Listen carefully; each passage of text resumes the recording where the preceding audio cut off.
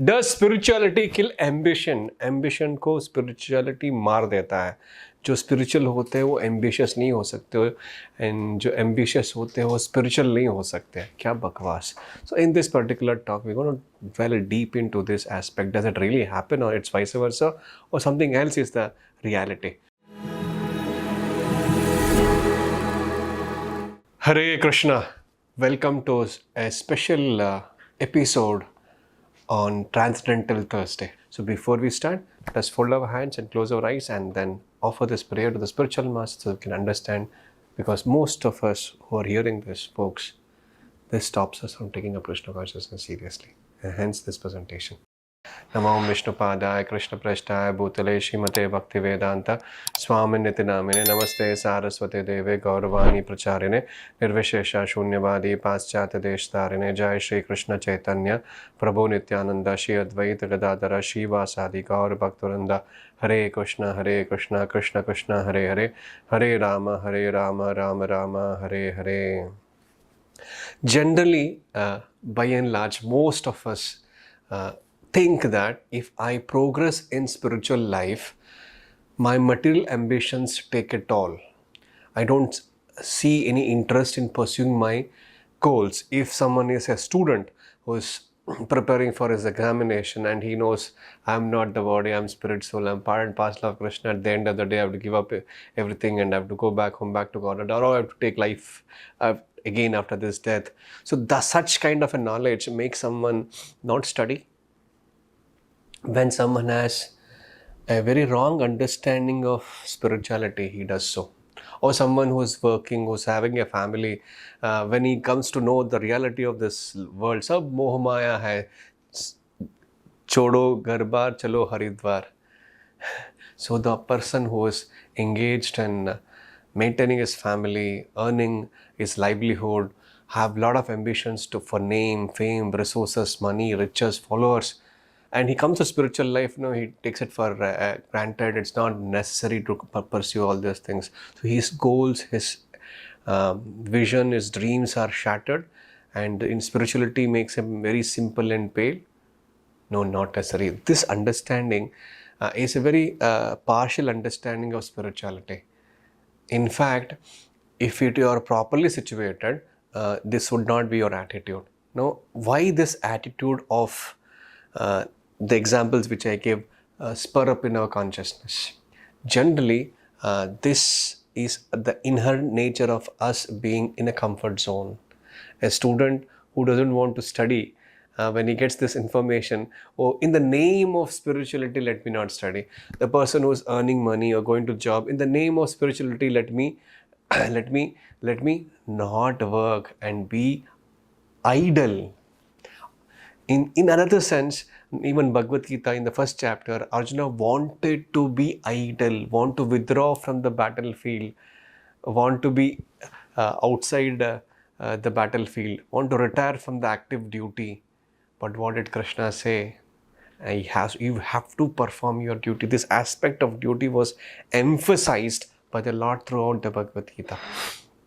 Now, what happens when you are spiritually stable? That knowledge makes our ambition, our goals, our targets, our dreams more realistic to achieve, and your endeavor to achieve those things also will be very stout and strong and realistic. Say for example, because for most of the people outside, working hard is the secret of success. If you follow the process, you will get it. Meritocracy, if I am good at it, I get it. If that was the case, if that is the reality, not everyone should have been there in IIT, everyone should have been there in the parliament, everyone should have been in the top Forbes list, having equal wealth in top list of wealth.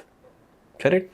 So there are many factors. In fact, there was a research and a survey done why it is so. If you can take some parameters of, say, and time taken and the effort put for someone, A and B is taking an X amount of and Y amount of time, the result what they achieve is differ. Even if you take n number of people, their time and their endeavor the result is varying.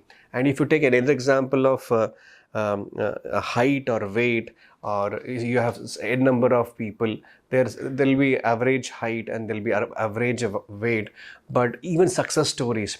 So you find that people who are having this varieties of activities and time zones and different capabilities and talent. So by and large, all this cannot explain the why some people are highly successful, some people are quite rich. It is less said that 8% of the top rich people owns close to 4 billion people's wealth. Top 8 and not even 8%, I mean to say 8 top rich people. So that's the kind of insane amount of inequality in wealth distribution. So because they forget to understand the aspect of destiny. For them, destiny is a word. Even most of the rich people who have reached top, even the celebrities or sports person, they've grossly realized at that level it is something beyond their endeavor and hard work which gives them results. Say, for example, someone who is in stock market, who is gambling, who is putting on shares, and like Warren Buffett sitting every day, he earns 138 crores or 140 crores. So someone 130 crores and cumulatively the population may not have. Say, recently we got a news wherein the entire economy of GDP of Pakistan is less than the market share of Tata conglomerate. Example, these are the stark realities. So the destiny in their terminologies, in our vocabulary, it's karma. So when we understand this aspect of karma, until we have it in our package, doesn't matter what you do, we'll not get it. That's why Krishna in the Bhagavad Gita speaks about the 5 factors of success in 18th chapter, 13, 14 verses. Place of action is a very important factor, obviously. Your endeavor, the hard work, your senses, you yourself, all these factors play a vital role. But the most important factor is Panchamam Daivam. If the Lord doesn't sanction, it's not going to happen. And for devotees, the Lord will interfere, and based on his devotional surrender, he'll reciprocate. And for non-devotees who doesn't surrender, who doesn't abide by his instruction and guidelines, there is a law of karma based on which he gets it. That's why when somebody is spiritually stable, he has a realistic ambition. He's not overly ambitious or not underly ambitious. Even if you're overly ambitious, you get something, you'll not be able to handle it. So sometimes people, when they become successful, materially successful, they go insane. And sometimes in spite of all those hardships, when they don't get what they want, they go into depression or they quit. See, both extremes has to be avoided. One is spiritually having this knowledge, this realistic ambition, he'll keep it up. And even he understands the reality. There are many factors for my success, and he's not unnecessarily pride about his achievements, and he's not unnecessarily frustrated when things are not in his favor.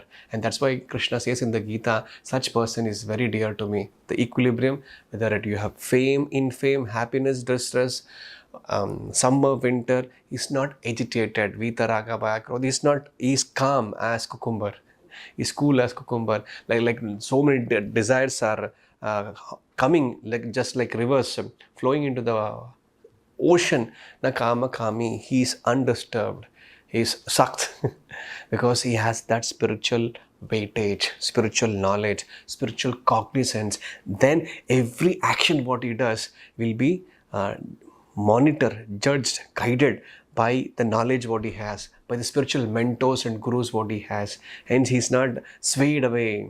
He remains grounded. He remains calm and composed.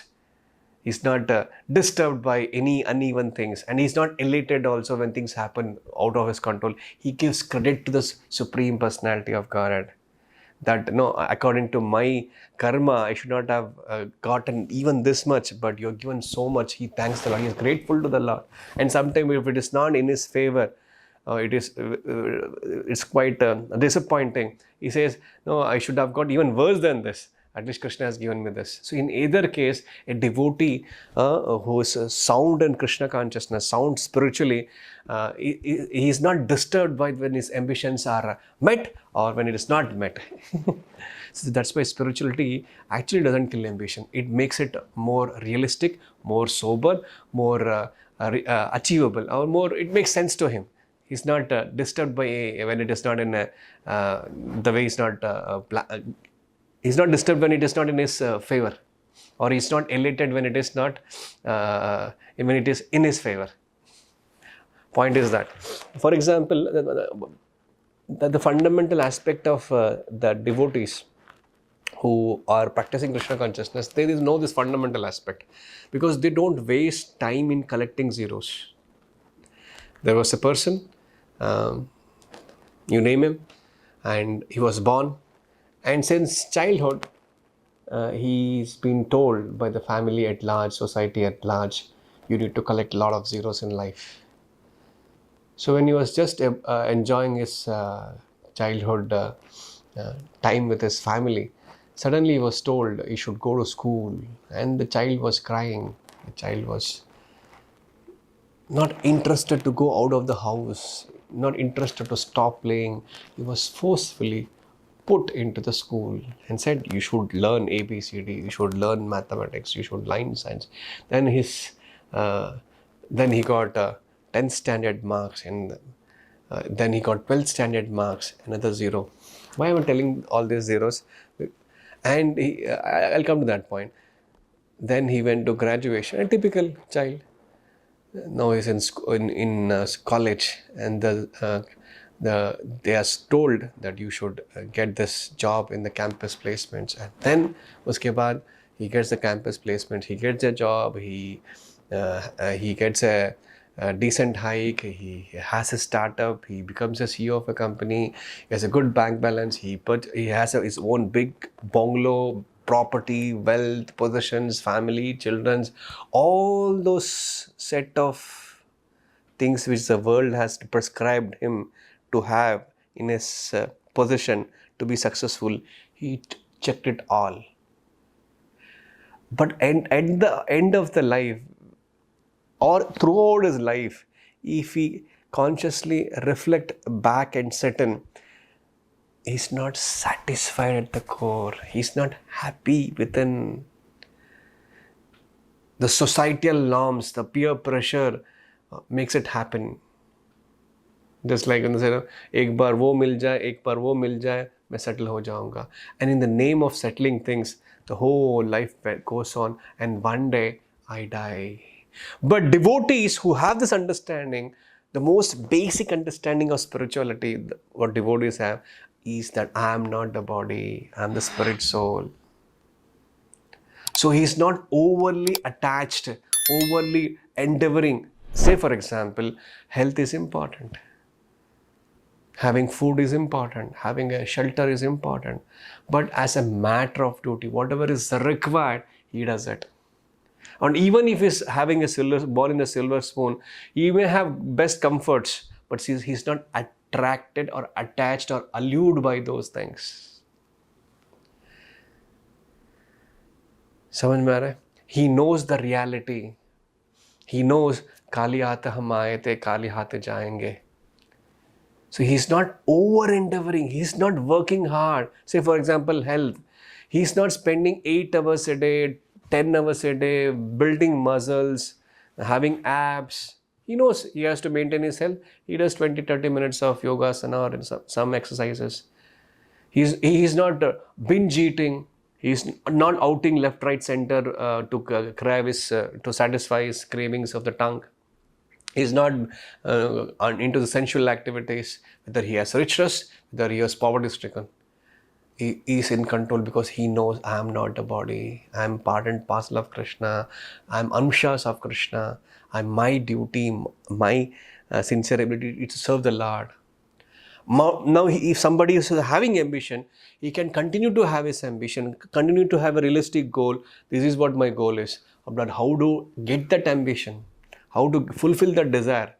A materialistic goal, say for example, your studies or your marks or your career. or your goals in life, or relationship goals, professional goals. Krishna says the art of doing that is what Krishna educates, empowers Arjuna by saying this particular quote in the Bhagavad Gita. He says, Mam anusmara yuddhacha, think of me and fight. You have to do your duty. And for most of them don't know what is their duty. And Krishna in the Bhagavad Gita further educates what is karma, what is vikarma, what is akarma. And he educates them. Even the best of the educate, even the sages are bewildered to understand what is right, what is wrong, what is to be done, what is not be done. He personally educates Arjuna. The spirituality from the tenets of Bhagavad Gita, he understands what is karma, what is vikarma, what is akarma. And he knows the art of doing that without getting wet. He is there in the material world. He is there doing all those things, earning money, having a family, having riches, all the ambitions, but he's having this understanding how it needs to be handled. Say, for example, the greatest of devotees, the Pandavas, Yudhishthira Maharaj, Emperor, Parikshit Maharaj, Emperor, Prahlad Maharaj, son of a Daitya, greatest demon, Dhruv Maharaj, Ambarish Maharaj, Janma, Aishwarya, Shutashri, all four in the highest thing with all these devotees, Dhruv Maharaj. But they are not affected by it. They use it in the service of the Lord. Like Ambarish Maharaj, hands serving the Lord, legs going to temple of the Lord, eyes seeing the beautiful form of the Lord, ears hearing the glories of the Lord, tongue tasting the prasadam of the Lord, nostrils smelling the flowers tulsi offered to the Lord, body engaged in practical devotional service to the Lord. Whether you are ambitious, you are no ambitious, your life should be molded in such a way that all these zeros in itself has no value. You should understand by spirituality. Your marks card, your wealth, your bank balance, your riches, your beauty, your six packs, your fames, your number of followers on social media will not come to any help when you die. So devotees artificially, without any endeavor, they don't unnecessarily spend time. Minimum. They're ambitious. Yes, they want. But ambition is to serve the Lord. With that money what they have, with the followership what they have. Say classical example, forget about all those great kings and emperors, chakravartis who have done it in the past. Even currently, we have great devotees. One classical example which we can cite even now is a great disciple of His Divine Grace, A.C. Bhaktivedanta Swami, Ambarish Prabhu, Albert Ford. His earnings, his riches, his wealth is engaging in the service of the Lord. He is instrumental in constructing the largest temple of Krishna in Mayapur, West Bengal in India. Just see. And still he is maintaining his business. It's not affecting. He spends 2 hours chanting Hare Krishna Mahamantra. He spends 1 hour every day reading Srila Prabhupada books. He spends the morning hours doing Aarti in the temple.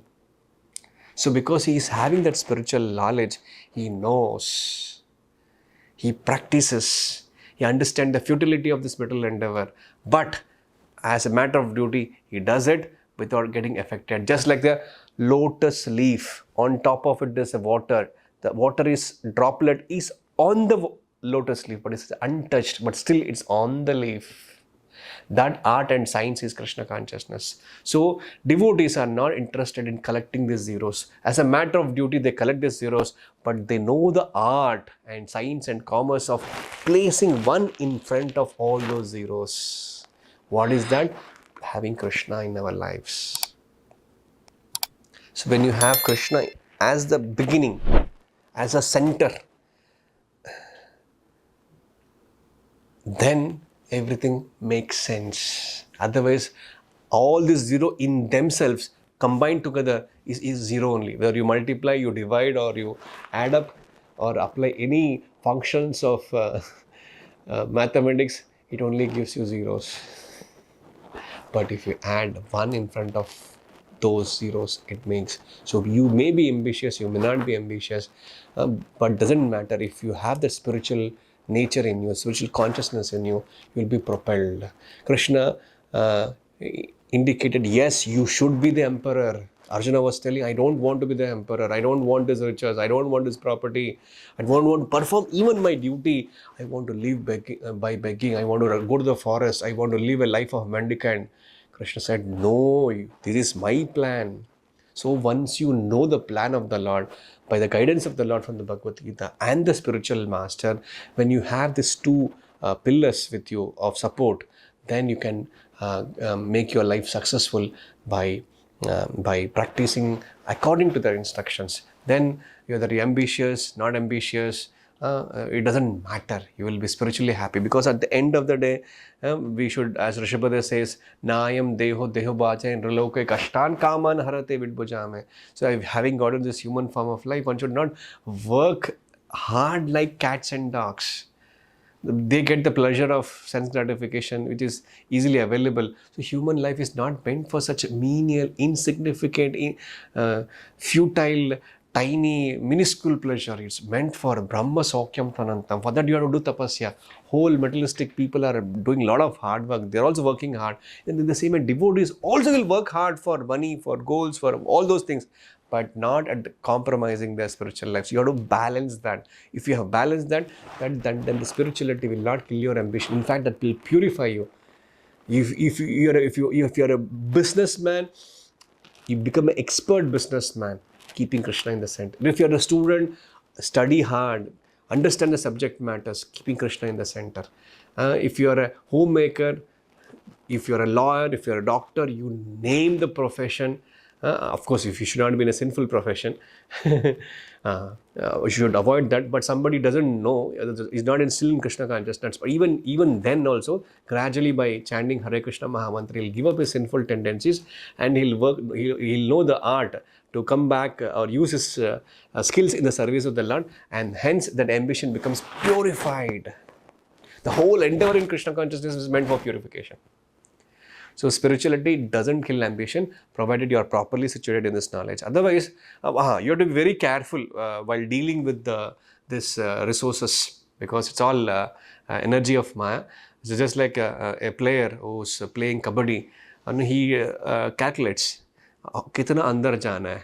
More you go deep, more the risk of getting caught. But more you go inside, more the chances of getting victory. But at all times, when the player is playing, in the back of his mind, what is his consciousness? I have to get back. I have to get back. I have to get back. I have to get back. So we have to have that calculated risk. Yeah, risk hai to ishq hai. More you the risk and more the returns, of course. In the same way, but you should be careful and cautious, not at the risk of your spiritual life. Not a risk of your consciousness. You are over ambitious, but not giving time to your chanting, reading, hearing, and not at that. You have a fine balance. That's why, how do I balance? So the solution is this. Now, how I should be simultaneously spiritual and ambitious and not affected by it. And for that, Swami Prabhupada recommends a sandwich program. What is that? You start the day early in the morning with the Mangalarti of the Lord. You chant Hare Krishna Mahamantra 16 rounds in the morning. Hear Srimad Bhagavatam, have prasadam, and then, say for example, 8 o'clock, 9 o'clock, whenever your office starts or whenever your workplace starts, whenever your college starts, go out having that spiritual strength. Then come back in the evening, work hard, slog whatever your targets are, goals are there, focus on that. But in the evening again you come back, sit down based on your commitments, read Prabhupada books once again, and then whatever your other commitments are to prepare for the next day, hit the bed by 9:30. 6 hours or 7 hours of sufficient sleep in the night time will propel you further to make it in the morning. So in this way, morning and evening you have a spiritual practices, and whole day, say 10 hours or 12 hours, whatever your limit of working is, you work efficiently. And sometimes we should be smart enough to outsource the work and get things done, and you will have sufficient time for your spiritual practices. So earn money, expand your empire, study nicely, get good marks, have resources, but don't compromise. Don't compromise on your spiritual life. And once that groundwork is strong and pakka, then you will have a wonderful spiritual growth. Because at the end of the day, just like fish out of water, remember the painting, fish out of water? Fish is there and on lying on the bench on the beach, and he's provided with the best of the food what we eat, and best of resources what available for the people in the earth. Will it be happy? Will it be satisfied? No, it will die. The fish's natural constitutional position is to be in the water. In the same way, our constitutional position, spirit, jivara, swarupa, hoy, nityara Krishna dasa. Unless and until we come to that standard, we can never be happy. We can never be happy. So you can be an emperor and still be devotee. You can be a pauper, still be a devotee. You can be an engineer, doctor, still be a devotee. It's all about the game of consciousness, and that game of consciousness starts in the morning and ends in the evening. And in between, whatever your work to maintain your family, children's, or business, or studies, whatever. In this way, you will be able to be still ambitious, properly situated, and not affected by it. That you achieve the ambition, what you have planned, which you fail to achieve, you will not be affected. At the end of the day, you know the goal of life, and you will be very satisfied. Just like the kids, they are very engrossed in making sand dunes. They say, this is my house, this is my room, this is my this thing. And the children, parents of the children, they are saying, "Bachcha khel raha hai." They know this is not so important. One wave of the ocean, it's all finished.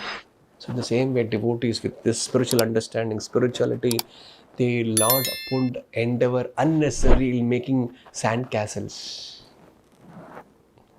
They know where to put money, where to invest, or where to work, how to work, in what industry to work, in what consciousness to work. And that makes a spiritual person with this ambition more proper and nice. So with this, I stop here. Thank you so much. Hare Krishna. Srila Prabhupada ki Jai.